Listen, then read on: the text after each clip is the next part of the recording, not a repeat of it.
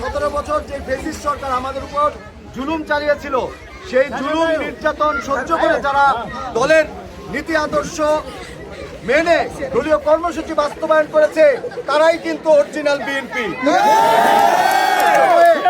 যারা ধানের শীষ বলে নিজেদেরকে আসল বিএনপি প্রমাণ করতে চাচ্ছে, আপনি যদি তাদের হলফনামা ভালোভাবে দেখেন, দেখবেন কেউ নৌকায় চড়ে এসেছে, নতুবা অন্য কোনো কাঁচিতে চড়ে এসেছে।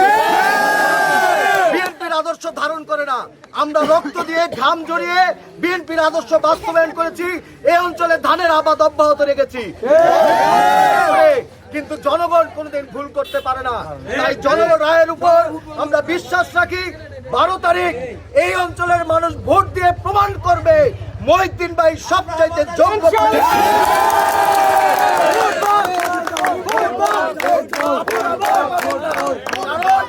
আমরা আওয়ামী লীগ ফ্যাসিস্টের মোকাবেলা করে এসেছি।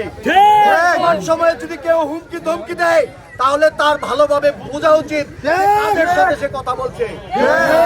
শেয়ার করে দিতে চাচ্ছি, আমাদের সামনে কোনো চোখ গরম দিয়ে অথবা আমাদের সমর্থন করে এমন কাউকে যদি কোনো ধমকি দেন, আমরাও কিন্তু আপনাদেরকে ছেড়ে দেব না।